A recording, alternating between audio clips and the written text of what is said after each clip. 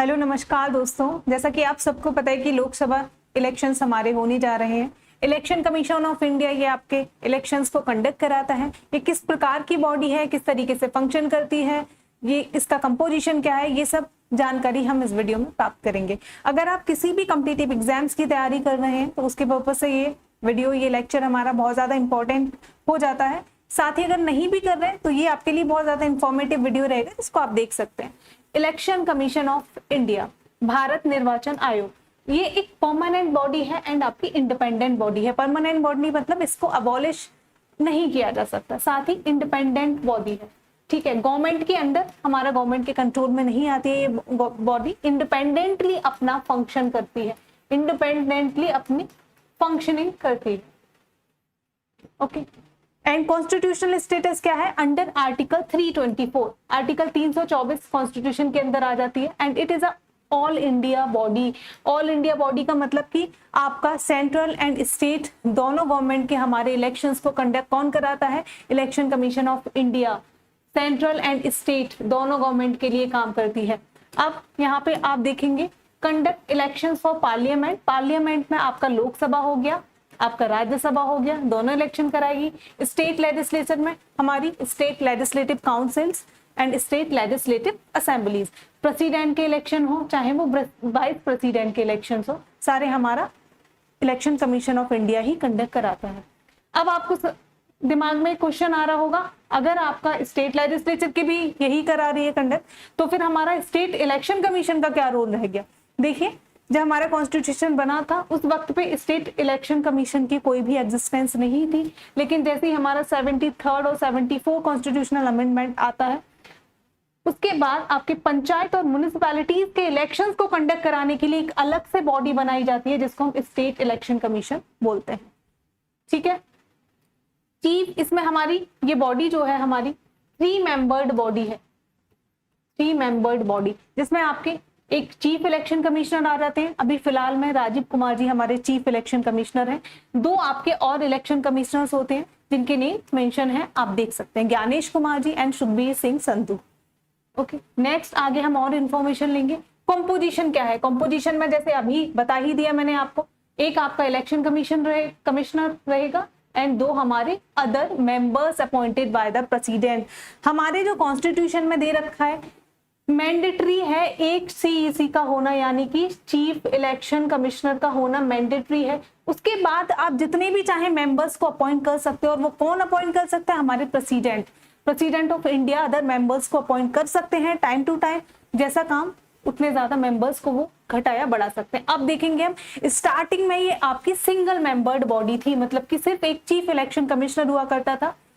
1950 से लेके हमारा 1989 तक, 1989 तक इसने as a single membered body work किया। देन अक्टूबर 1989 में क्या हुआ हमारा, जैसे ही 61st कॉन्स्टिट्यूशनल अमेंडमेंट एक्ट आता है, उसमें क्या है, आपकी जो वोटिंग एज है पहले जो 21 साल हुआ करती थी वो घटा करके 18 कर दी जाती है। इससे क्या हुआ कि नंबर ऑफ वोटर्स जो हैं आपके, नंबर ऑफ वोटर्स की, आपकी मतदाताओं की संख्या बढ़ जाती है, यानी कि काम का लोड बढ़ गया। तो इस वजह से उस बॉडी को हमने फिर से उसका 3 मेंबर्ड बॉडी बना दिया, यानी कि 2 इलेक्शन कमिश्नर्स को भी अपॉइंट कर दिया गया प्रेसिडेंट के द्वारा। फिर से हमारा जनवरी 1990 में इस बॉडी को हमने कैसा कर दिया? Single membered. ठीक है, देन अक्टूबर 1993 में अगेन हमने उसको 3 मेंबर्ड बॉडी बना दिया, और तब से लेके प्रेजेंटली 3 मेंबर्ड बॉडी ही ये काम कर रहा है। ओके, नेक्स्ट हम देखते हैं, at the time of election other regional commissioners appointed by the president after consulting with the election commissioners. जो हमारे 3 इलेक्शन कमिश्नर्स हैं, उनसे बात करने के बाद, उनसे बातचीत के बाद, ठीक है, कंसल्ट करने के बाद प्रेसिडेंट अदर रीजनल कमिश्नर्स को भी अपॉइंट कर सकते हैं, बिकॉज काम बहुत ज्यादा होता है। और भी कितने मेंबर्स इसमें अपॉइंट किए जाते हैं वो हम आगे बात करेंगे। Condition of service and tenure of office election commissioner determined by the president. ठीक है, इनका सर्विस का टेन्योर क्या होगा, ये सब प्रेसिडेंट के द्वारा ही डिसाइड किया जाता है। एक चीज और याद रखनी है, जैसे आपको लग रहा होगा कॉन्स्टिट्यूशनल स्टेटस किसके पास है? चीफ इलेक्शन कमिश्नर के पास, मतलब बाकी 2 मेंबर्स है प्रेसिडेंट के द्वारा अपॉइंट किए गए हैं। तो ऐसा कुछ होगा कि हमारे चीफ इलेक्शन कमिश्नर के पास कोई वीटो पावर होगी? नहीं। इसका एग्जांपल देके समझाती हूँ। अगर किसी मुद्दे पे वोटिंग हो रही है, ठीक है, उसमें क्या है कि चीफ इलेक्शन कमिश्नर की राय अलग है और हमारे 2 इलेक्शन कमिश्नर की राय अलग है, तो जो राय मानी जाएगी वो आपके 2 अदर इलेक्शन कमिश्नर्स की मानी जाएगी। चीफ इलेक्शन कमिश्नर के पास ऐसा कोई वीटो पावर नहीं है कि वो अपने डिसीजन को मनवा सकते हैं, ठीक है, तो कोई वीटो पावर नहीं है, इसमें मेजोरिटी में वर्क चलता है। मेजोरिटी, जिसके पास मेजोरिटी होगी उसी प्रकार से डिसीजन लिया जाएगा। नेक्स्ट आ गया हमारा टेन्योर। क्या है? टेन्योर है आपका 6 और 65 ईयर्स ऑफ एज। यहाँ पे समझ में आ रहा होगा, 6 मतलब कि कार्यकाल ज्यादा से ज्यादा 6 साल हो सकता है, 65 से मतलब किसी का अपॉइंटमेंट अगर 62 की उम्र पे हुआ है, 62 ईयर्स ऑफ एज पे हुआ है, तो वो 3 साल तक ही अपने कार्यकाल पे बने रह सकते हैं। 65 पे उनकी एज कंप्लीट हो जाएगी। नेक्स्ट आता है, अगर रिजाइन देना हो किसी को तो वो हम प्रेसिडेंट को दे सकते हैं, ठीक है। अब आप एक स्ट्रक्चर हम देख लेते हैं किस प्रकार से फंक्शनिंग होती है, किस प्रकार से ये बॉडी काम करती है। सबसे पहले तो chief election commissioner and 2 election commissioners हमारे रहती हैं एंड उनको असिस्ट किया जाता है विद डिप्टी इलेक्शन कमिश्नर्स, ठीक है। They are drawn from the civil servant, मतलब कि ये जो आपके डिप्टी इलेक्शन कमिश्नर्स अपॉइंट किए जाएंगे इलेक्शन के टाइम पे, जैसा कि अभी इलेक्शंस हो रहे हैं हमारे, तो वो कौन रहेंगे? आपके सिविल सर्वेंट। जैसे आप हैं, तैयारी कर रहे हैं सिविल सर्विसेज की, तो आप भी हमारे डिप्टी इलेक्शन कमिश्नर्स के तौर पे अपॉइंट किए जा सकते हो। अब स्टेट लेवल पे क्या रहेगा? Election commissioner assisted with chief electoral officers. यहाँ पे आपको चीफ इलेक्टोरल ऑफिसर्स का अपॉइंटमेंट होता है by CEC, chief election commissioner इसका अपॉइंटमेंट करते हैं in consultation with the state government. राज्य की जो सरकार है उसके साथ कंसल्ट करने के बाद हम क्या करते हैं? अपॉइंट करेंगे इलेक्टोरल ऑफिसर्स को। अब डिस्ट्रिक्ट लेवल पे जैसे अभी इलेक्शन हो रहे हैं, तो डिस्ट्रिक्ट लेवल पे जो आपकी हर कॉन्स्टिट्यूएंसी है उसकी कमांड किसके हाथ में दी जाएगी? Returning officer, district returning officer. और ये कौन होता है? District magistrate, DM. अगर कल को आप बनते हो तो आप भी एक रिटर्निंग ऑफिसर के तौर पे काम करोगे। कॉन्स्टिट्यूएंसी का पूरी कमांड आपके हाथ में होगी। हर कॉन्स्टिट्यूएंसी के लिए एक आपका रिटर्निंग ऑफिसर अपॉइंट किया जाता है, तो वो कौन होता है? हमारा कलेक्टर या फिर डिस्ट्रिक्ट मजिस्ट्रेट। अब नेक्स्ट आ जाता है एक प्रिसाइडिंग ऑफिसर और होता है at every polling booth. Her polling booth पे प्रिसाइडिंग ऑफिसर काम करता है। ये सारे प्रिसाइडिंग ऑफिसर हमारे डिस्ट्रिक्ट रिटर्निंग ऑफिसर के अंडर ही वर्क करते हैं। आगे इस तरीके से आपकी प्रॉपर मशीनरी काम करती है इलेक्शन के टाइम पर। अब नेक्स्ट आ जाता है इंडिपेंडेंस की। इस बॉडी हमारी अपने काम को अच्छे प्रकार से कर सके, इसलिए कॉन्स्टिट्यूशन में हमारे उनको इंडिपेंडेंसी कैसे दी गई है? आर्टिकल 3324 के अंदर इंडिपेंडेंसी सुनिश्चित होती है। Provided some provisions to safeguard and ensure independent and impartial functioning, मतलब कि गवर्नमेंट से अलग किस प्रकार से ये बॉडी अपना काम बखूबी कर सके, इसलिए कुछ संविधान में प्रावधान किए गए हैं। Chief election commissioners provided with the security of tenure can not be removed from the office only on the same grounds as the जज ऑफ द सुप्रीम कोर्ट, मतलब कि चीफ इलेक्शन कमिश्नर जो है उसको हटाया नहीं जा सकता है। उनके पास पूरा सिक्योरिटी ऑफ टेन्योर है, वो मैंने बता दिया, 6 और 65 ईयर्स ऑफ एज। आप नहीं हटा सकते हो। अगर हटाना है तो आपको सेम ग्राउंड्स पे हटाना होगा, सेम उसी प्रकार जैसे हम सुप्रीम कोर्ट के जज को हटाते हैं। वो कैसे हटाते हैं? चलिए बात कर लेते हैं एक बार। आपको उसके लिए स्पेशल मेजोरिटी की जरूरत होती है, लोकसभा और राज्यसभा दोनों में, साथ ही क्या अप्रूवल लगता है प्रेसिडेंट का। ओके, अब स्पेशल मेजोरिटी क्या है कमेंट बॉक्स में लिख के आप लोग बताएंगे। नेक्स्ट आ गया other election commissioners and regional commissioners can not be remove except on the recommendation of CEC. जो हमारे अदर इलेक्शन कमिश्नर्स हैं 2 और रीजनल कमिश्नर्स हैं, उनको भी नहीं हटाया जा सकता है। उसके लिए पहले आपको रिकमेंडेशन चाहिए होगी चीफ इलेक्शन कमिश्नर की। कॉन्स्टिट्यूशन डज नॉट प्रोवाइडेड, लेकिन एक हमारे कमी बताई जाती है जिसको कॉन्स्टिट्यूशन में कोई भी क्वालिफिकेशन टर्म इलेक्शन कमिश्नर का मेंशन नहीं है, ठीक है।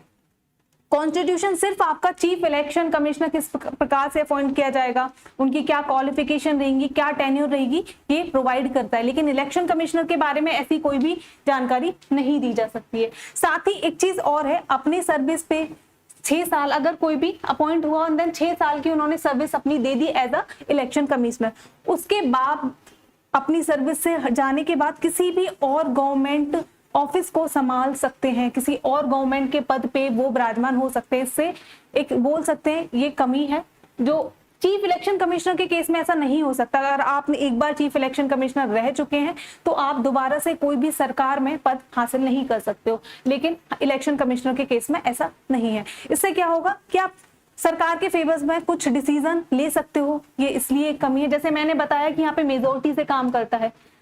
अब इन केस सरकार ने कोई लालच दे दिया दो इलेक्शन कमिश्नर को कि आप हमारे फेवर में डिसीजन ले लो, तो चीफ इलेक्शन कमिश्नर वहां कुछ नहीं कर सकता, क्योंकि इनको लालच दिया जा सकता है। वो लालच कौन सा है कि बाद में हम आपको ये पद दे सकते हैं। तो ये एक मैंने प्रोबेबिलिटी बताई है कि ऐसा ये एक कमी है।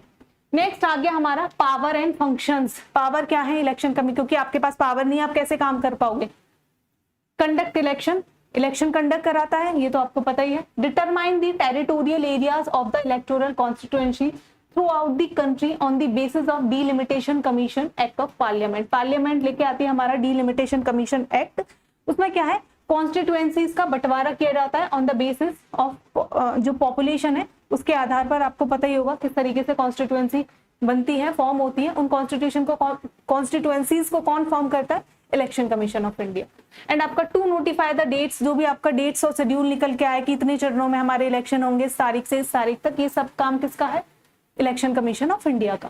नेक्स्ट टू ग्रांट रिकॉग्निशन, जो पॉलिटिकल पार्टीज को चिन्ह वगैरह दिए जाते हैं, उनको नेशनल पार्टी है, ये आपकी रीजनल पार्टी है, ये आपका स्टेट पार्टी, ये सारे दर्जे कौन देता है, election commission of India. To act as a court for settling. अब एक क्वेश्चन मैं आपसे पूछती हूँ, अभी जाइए कमेंट बॉक्स में मुझे बताइए कितनी हमारे यहाँ पे कंट्री में अभी नेशनल पार्टीज है, number of national parties in India. Next है to act as a court for settling dispute related to granting. जैसे किसी दो पॉलिटिकल पार्टीज के बीच में मतभेद आ जाता है कि हम सेम सिंबल को लेके कोई लड़ाई आ जाती है, तो ऐसे केस में इलेक्शन कमीशन ऑफ इंडिया आप इनके डिस्प्यूट को रिजॉल्व करेगा। To determine the code of conduct, जैसे अभी आपको पता है आचार संहिता लग जाती है देश में इलेक्शन आने से पहले, अगर उस आचार संहिता के विरोध जाके कोई भी काम करता है, कोड ऑफ कंडक्ट को वायलेट करेंगे, ठीक है, तो इसका भी डिसीजन क्या लेगा, इसका भी रिजोल्यूशन कौन करेगी, आपकी हमारी election commission of India. And the candidates at the time of election, आचार संहिता का अगर आप उल्लंघन करते हैं तो इलेक्शन कमीशन ऑफ इंडिया आपके खिलाफ डिसीजन ले सकती है। वैसे मैं आपको बता दूं, ये जो है इसका हमारे फंक्शनिंग है तीन प्रकार से रहते हैं। एक आपका एडमिनिस्ट्रेटिव, ठीक है, ये जरूरी है एक बार जान लीजिए, एडमिनिस्ट्रेटिव फंक्शंस होते हैं। एंड एक हमारा रहेगा आपका एडवाइजरी, एंड आपका क्वासी जुडिशियल।